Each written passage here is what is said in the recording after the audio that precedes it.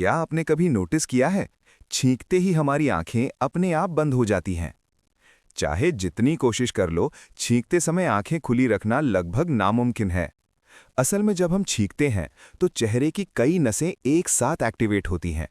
ये नसें आंखों से भी जुड़ी होती हैं, इसलिए दिमाग आंखों को बंद करने का सिग्नल भेज देता है। और नहीं, छींकते वक्त आंखें बाहर नहीं निकलती।